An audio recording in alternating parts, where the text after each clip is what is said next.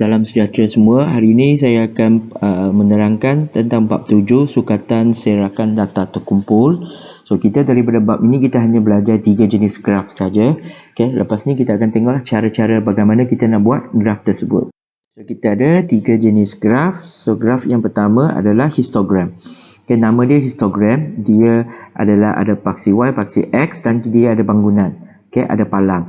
Di tingkatan 2, kalau tak silap saya dah pernah ajar benar terang, awak pun dah pernah buat ketiga-tiga graf ni. Kertas graf tu masih saya simpan lagi. So, kita ingat balik. So, berbeza histogram dengan carta palang adalah carta palang untuk data tak terkumpul. Antara graf, dia ada jarak. Okay, untuk histogram, dia adalah untuk data terkumpul dan dia tak ada jarak antara graf dia, bangunan dia. Dan dia akan guna sempadan atas dan sempadan bawah untuk dia punya paksi X. Ini bentuk histogram. Okay, graf yang pertama. Okay, graf yang kedua kat bawah ni. Nama dia adalah poligon kekerapan yang atas ni. Dia adalah hasil daripada histogram. Okay, kita boleh gabungkan dua-dua graf atau kita asingkan pun boleh. Kalau asingkan, kita dapat garisan lurus saja. Kita sambung guna pembaris. Yang ini dipanggil poligon kekerapan. Okay, dia bawah ni guna titik tengah. Okay, tapi kalau apabila kita gabungkan sebenarnya boleh aja. Bangunan tu kita pangkal kat tengah-tengah dia. Lepas tu kita sambung guna pembaris. Yang line ini dipanggil poligon kekerapan. Yang dalam ni bangunan ni dipanggil histogram. So ini adalah graf 2 in 1. Kalau kita asingkan, yang ini adalah histogram. Yang bawah sini adalah poligon kekerapan. Boleh gabungkan, boleh asingkan. Tak salah. Okay, cuma graf yang ketiga, okay, yang ini dipanggil sebagai ada orang panggil OGIF, ada orang panggil OGIF. Okay, so bentuk dia lain sikit. Dia bentuk dia lain sikit. Dia macam ular sikit, macam ular tedung sikit. Atau bentuk S, dia memang daripada bawah. Lepas tu dia naik atas. Dia memang special. Ini adalah OGIF. Yang bawah dia gunakan sempadan atas. Yang beza dia nampak di sini tulis kekerapan longgokkan. So benda ni aja berbeza. So kalau kita guna kekerapan biasa, kita akan dapat histogram atau kekerapan poligon. Tapi kalau kita guna kekerapan longgokkan, dia longgok, dia akan jadi naik semakin tinggi. Okay, so kita hanya belajar 3 jenis graf aja dalam bab ini. Histogram, poligon kekerapan dan juga OGIF. Ikut kehendak soalan. Mungkin soalan SPM tahun ni dia minta OGIF, maka tahun depan dia akan minta histogram ke atau poligon kekerapan. Sekarang kita tengok histogram. Bagaimana kita boleh melukis histogram? So kita perlukan ada beberapa benda. Yang pertama dinamakan jadual kekerapan. So kita perlu jadual kekerapan. Yang kedua kita perlu selang kelas. Okay, selang kelas kalau tengoklah, kalau lepas ni kita ada masa kita akan bincang lagi. Okay, sempadan bawah, sempadan atas. Sebenarnya benda ni sama. Kalau kita berdiri di atas, kita tengok bawah, kita panggil sempadan bawah. Kalau kita berdiri bawah, tengok atas, maka dia panggil sempadan atas. Kita kat tengah-tengah tu panggil sempadan. Okey, lepas tu kekerapan tu wajiblah untuk kita tahu bilangan. So, semua benda ni ada, maka kita bolehlah bina histogram. Okey, so selang kelas tu nak cari yang bawah sini. Ini adalah sempadan bawah. First sekali tu panggil sempadan bawah, yang lain tu sempadan atas. Itulah sempadan. Bawah dia panggil bawah, atas tu panggil atas. Okey, lepas tu kekerapan. Lepas ni kita tengok bagaimana contoh lain. Okey, kita di sini ada 2 pattern atau 2 corak histogram. Yang pertama dinamakan histogram simetri. Okey, maksudnya kiri kanan dia sama. Boleh belah tengah, lepas tu kita tengok corak dia berulang. Okey, kiri dengan kanan dia adalah sama. Contohnya dia naik sampai paling tinggi, sama tinggi, lepas tu turun balik. Atau ni rendah, tinggi, lepas tu tinggi, rendah. So sama. Okay, dipanggil simetri. Okay, lepas tu atau histogram pencong. Pencong tu maksudnya dia macam berat sebelah. Kalau dia pencong ke kanan, nampak dia mulanya tiba-tiba dia tinggi, lepas tu dia smooth turun aja ke bawah. Kita haraplah kes COVID kita memang macam ni. Tiba-tiba naik tinggi 5,000 kes, lepas tu turun 3,000, 1,500 sampailah kosong kes. Jangan pula yang macam ni, naik tinggi, ini menyusahkan. Okay, pencong ke kiri, maksudnya dia akan naik, pencong ke kiri, bawah dia yang ni, turun ke kiri. Yang ni pencong ke kanan, turun ke kanan. Okay, ada juga bentuk-bentuk lain, ada bentuk U. Okay, tengok sini ada bentuk U, turun Okay, bentuk J songsang, okay, sama aja sebenarnya, nama lain. Okay, bentuk-bentuk ni kita boleh tafsir, mungkin dalam silibus awak tak menerangkan sangat, tapi apabila awak belajar di tingkatan 6 atau awak terus ambil kos statistik di universiti, jangan selalu ingat doktor, lawyer, polis, cikgu saja. Okay, sebenarnya dia ada kos statistik, memang khas untuk 3 tahun di fakulti matematik. Memang 3. So orang tanya awak belajar apa? Statistik. Memang 3 tahun awak akan dapat degree statistik. Okay, sekarang kita tengok contoh 1. Okay, so kita perlu sediakan kita graf. Okay, kita akan cuba lukis. Okay, daripada data, okay, sini adalah set data di sebelah menunjukkan tinggi kepada cm terhampir bagi sekumpulan murid tingkatan 5. So dia akan tentukan selang kelas, okay, untuk menjadi 6. Okay, selang kelas adalah kita nak tentukan berapa tinggi hingga berapa tinggi dalam satu kumpulan. Selalu kita tengah umur kan, kategori umur, contohnya kita umur apa, 0 hingga 9, 10 hingga 19, 20 hingga 29. Kalau ini adalah umur, maka yang ini dinamakan selang kelas. Kita yang tentukan. Okay, ada juga markah kan, kan awak dah belajar markah 0 hingga tinggi 9 gagal. Lepas tu 40 hingga 50 49, 50 hingga 59, okay, lagi 60 hingga 69. So semua ni dipanggil selang kelas. Okay, dalam buku teks ni dia dah ajar selang kelas adalah cari nilai paling tinggi tolak paling rendah. Tapi di sini kita tak kira dulu, kita terus ambil jawapan dia.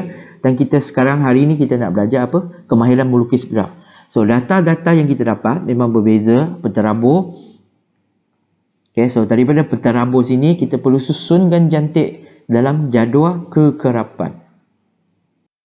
So daripada data tadi tu yang tak cantik tu, kita akan susun dalam jadual kekerapan. Okay, yang penting tinggi dengan kekerapan. Yang lain-lain tu dia tunjuk, dalam buku teks ni tunjuk. Sebab dalam graf yang berbeza, kita perlukan yang berbeza. Macam kita cakap, kalau kita nak lukis histogram, kita perlu sempadan bawah, sempadan atas. Titik tengah tu tak perlu. Tapi kalau kita nak lukis kekerapan poligon, kita perlu titik tengah je. Ini had-had sempadan tu semua tak perlu. Okay, kalau kita nak lukis ogive, kita perlukan kekerapan longgokan. So kita perlu kekerapan, kita perlu sempadan atas dan kekerapan longgokan. Yang lain tu semua tak perlu. Okay, untuk ini sebagai contoh, that's why saya tak menyuruh awak banner, kita akan ambil je data dia. So bagaimana kita nak susun 145 hingga 149? Ini ada kekerapan 2. So kita akan cari dalam sini. Kita carilah di mana dia. Contohnya saya cari 145. Oh tak nampak. Merah juga. 145 lagi. Cari lagi hingga ni. So hingga tu maksudnya 145 boleh 146, 47, 148, 149. So ada 5 nombor. Kita cari lagi. Mana lagi? 148. Ada lagi? Tak ada. Maka 2 saja. Itu betul. Okay. Okay, next kita tengok 150 hingga 154. Okay. So takkanlah setiap kali kita nak bulat saja kan. Kita boleh guna bentuk lain. Okay, 150 hingga ni. So kita ada 150, 51, 52, 53, 154. So 153. Okay, lagi mana? 150, 152 lagi. Dah tak ada. Maka 3 tu betul. Dan setiap tu kita semak. Okay, semak untuk membina jadual kekerapan. So di sini kita tak membina. Nanti next awak kalau kira sendiri awak kena bina. Memang kena kira. Kalau 155 hingga ni, kalau saya nak buat bentuk apa lagi? Potong 158, 158 lagi, 158, 157, 156, 155. So ada 1, 2, 3, 4, 5, 6. Okay, betul. Okay, dan cuba buat sampai habis. So kita perlukan yang ni kekerapan. Okay, lagi satu kita perlukan sempadan atas. Okay, sempadan atas kita rujuk dia punya selang kelas. Okay, dia punya sempadan dia adalah 149. Maka sempadan dia adalah antara 100, saya guna sini 19, 150. Maka sempadan dia adalah 149.5. Sempadan tu maksudnya dia punya rumah dengan rumah orang punya sempadan. So kelas dia 149 dengan ni 150. Dia punya sempadan 149. Okey, yang ni 154.5. Yang ni 159.5. 164.5, 169.5 dengan 174.5. So, ini saja data yang kita perlu. Tinggi, kekerapan, sempadan atas. Okey, titik tengah itu kemudian. Okey. Okay, sediakanlah kertas graf. Kita lukis paksi X menggunakan sempadan atas. Ingat, sempadan atas, bukan nilai-nilai selang kelas. Kita guna sempadan atas. So, tadi kita sempadan atas bermula dengan 149, ni. Tambah lagi satu kat depan. So, hanya titik pertama ni, dia guna sempadan bawah. Khas untuk yang first titik saja. So, kita cari. Memang kita akan sentiasa guna sempadan atas. Semua 2 cm tu kita tanda sengkang, kita buatkan. Okay, so tak ada masalah untuk paksi X. Cuba buatkan. Lepas dah siap paksi X, kita tengok paksi Y. Paksi Y kita akan rujuk mana? Kekerapan. Okay, kita akan rujuk kekerapan. Dan kita tengok paling tinggi pun 6 sahaja. Maka kita akan guna skala 2 cm kepada 1 unit saja. 1 murid. So, sebab dia paling tinggi pun 6. Maka kita senanglah. 1, 2, 3, 4, 5. So, untuk histogram, untuk kekerapan poligon, biasanya 10 ajalah. Tak banyak pun. Tak sampai pun 20, 30. Jarang tu. 10 je paling banyak. Okay, so kita buat paksi Y. Sehinggalah 10. Sebab graf kita tinggi. Tak apa. Buat sampai 10. Walaupun kita tahu graf kita sehingga 6 sahaja. Okay. Guna pembaris, kita nak lukis. So, yang pertama, daripada ni 144.5 hingga 149.5, kekerapan dia 2. Ikut jadual 2. So, kita guna pembaris, lukis cantik-cantik, kemas, tinggi, tepi ni, ketinggian dia 2. Okey, dah dapat. Lepas tu kita sambung pula penggunaan seterusnya, ketinggian dia 3, kekerapan dia 3. Guna pembaris, saya tak guna pembaris, aku guna pembaris contoh dan seterusnya.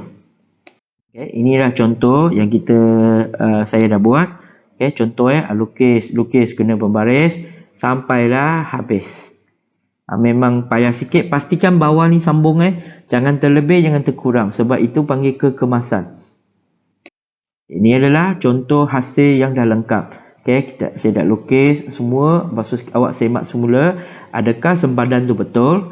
Okay, adakah kekerapan tu betul? 2, 3, 6, 5, 3, 1. Lepas tu perlu semak. Contohnya di sini. Nampak ini. Ni sisa ni, terlebih ni. Kena padam. Kalau tak, kena tolak satu markah.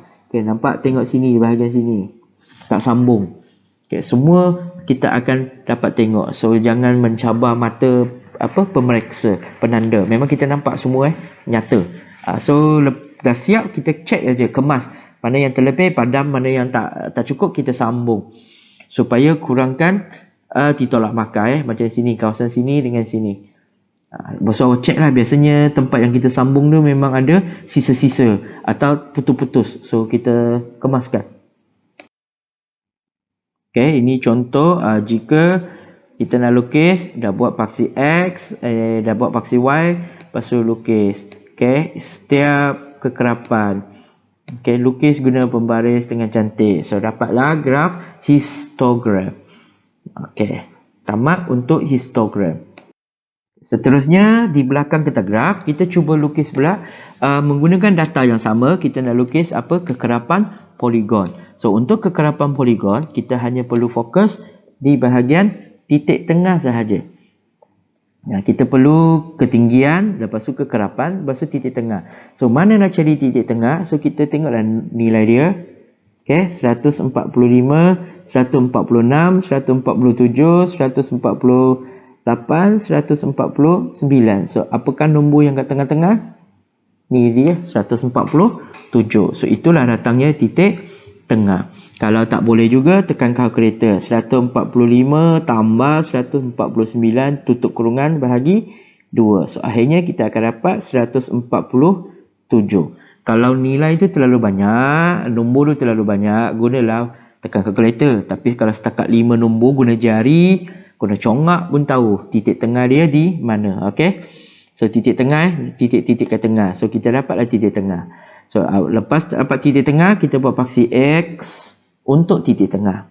So 147, 152, 157, 162, 167, 172, 172. Buat sengkang 2 cm, satu titik tengah. Letakkanlah semua titik tengah. Paksi Y macam tadilah 2 cm kepada seorang. So paling tinggi ber 6, buatlah sampai 10 ke. Ini sebab ruang saya terhad, saya nak tunjuk sampai 6 saja supaya graf tu nampak besar. Okay, lepas kita dah siap paksi X dengan paksi Y, okay, kita perlu plot titik. Okay, kita perlu plot titik.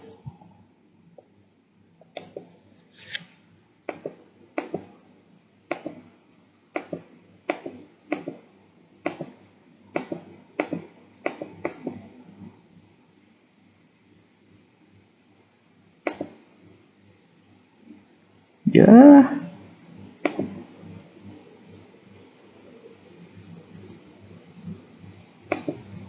Okay, kita pangkar untuk ikut kekerapan.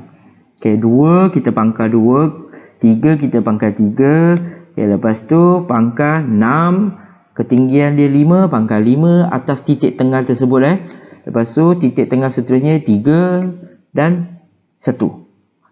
So apabila kita lihat yang ini memang dia adalah tergantung. So apabila tergantung, kita perlu sambung ke bawah. Okay, kita kena pangkal lagi titik di bawah dan juga di depan. So kita perlu sambungkan semua titik, okay, guna pembaris. So yang pertama kita sambungkan, okay, sambungkan semua titik menggunakan pembaris. So akhirnya kita akan dapat semua garisan. Okay, daripada mulanya 0 sehingga tamatnya 177. Okay, cuma 2 titik tambahan tersebut daripada permulaan sehingga akhirnya, so kita pastikan di bawah dia masih ada titik tengah juga. Okay, so di sini hujung sekali ada 177. Okay, kalau soalan tak bagi, kita memang kena tambah. Kita nampak urutan dia tambah 5, tambah 5, tambah 5. Maka 172 tambah 5 dapatlah 177. Dan juga di depan. Okay, sini kita dapat kosong. Padahal dia bukan kosong. So kita kena tengok tolak 5, tolak 5, tolak 5. So 147 tolak 5. So kita akan dapat 142. Okay, so tambahkan 142 dan kosong ni memang kekal lah untuk di paksi Y, maka lengkaplah graf kekerapan poligon. So kena ingat, untuk graf kekerapan poligon kita perlu titik tengah.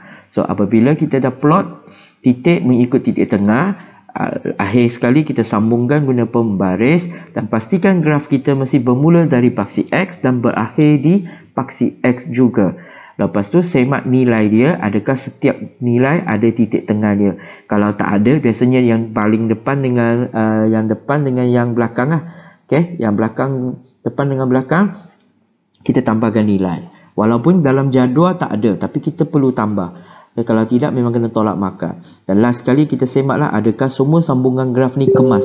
Kalau dia ada terkeluar, tak sambung, kotor, itu akan tolak markah di bahagian kekemasan graf.